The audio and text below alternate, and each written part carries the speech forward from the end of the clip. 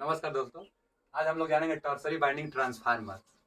Tertiary binding transformer को एक और नाम से जाना जाता है जिसको हम लोग कहते हैं three binding transformer. Tertiary binding transformer का प्रयोग अथवा थ्री बाइंडिंग ट्रांसफार्मर का प्रयोग कहाँ किया जाता है? तो जो सब स्टेशन होते हैं ना, तो सब स्टेशन पर जितने और इक्विपमेंट लगे होते हैं उन सभी को सप्लाई देने के लिए टर्सरी बाइंडिंग का प्रयोग किया जाता है। टर्सरी बाइंडिंग मतलब क्या होता है कि नॉर्मली हर एक ट्रांसफार्मर में दो बाइंडिंग होता है, एक तो प्राथमिक बाइंडिंग और एक द्वितीयक बाइंडिंग। प्राथमिक बाइंडिंग में सप्लाई देंगे और द्वितीयक बाइंडिंग से लोड को सप्लाई देंगे। तो इसमें एक और तीसरा बाइंडिंग कर दी जाती है। क्यों की जाती है? क्योंकि सब स्टेशन पर जितने इक्विपमेंट लगे होते हैं उनको सप्लाई देने के लिए इस बाइंडिंग का प्रयोग कर दी जाती है।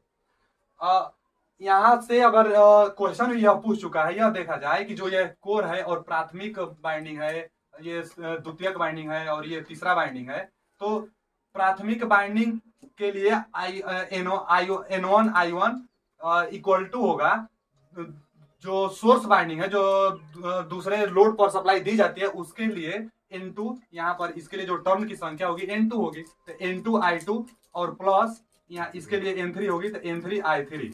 अब क्यों प्लस हुआ है? क्योंकि एडिटिव पोलैरिटी में है। एडिटिव पोलैरिटी क्यों?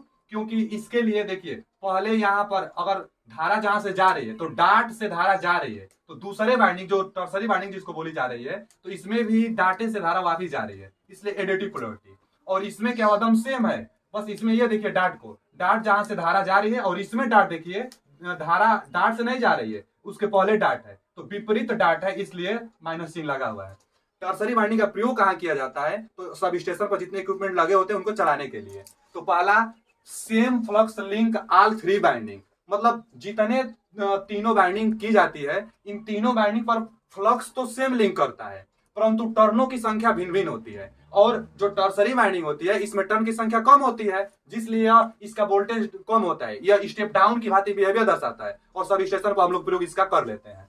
तो सेम फ्लक्स लिंक सभी तीनों बाइंडिंग में सेम फ्लक्स लिंक करता है। आगे to feed supply to the sub station auxiliary, मतलब जो सब स्टेशन होते हैं ना उन पर लगे इक्विपमेंट को सप्लाई देने के लिए इसका प्रयोग किया जाता है। वही लिखा गया है कि टू कनेक्ट मेजरिंग इक्विपमेंट, जितने मेजरिंग इक्विपमेंट लगे होते हैं, वोल्टमीटर, एमीटर अथवा और अन्य जो भी मेजरिंग इंस्ट्रूमेंट लगे होते हैं उनको सप्लाई देने के लिए, सब स्टेशन को उनको सप्लाई देने के लिए टर्सरी बाइंडिंग अर्थात तीसरा बाइंडिंग का प्रयोग किया जाता है।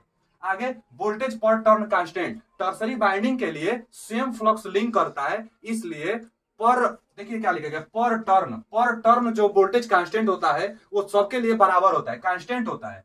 कितना होगा तब? 4.44 F फ्रीक्वेंसी और 5 फ्लक्स।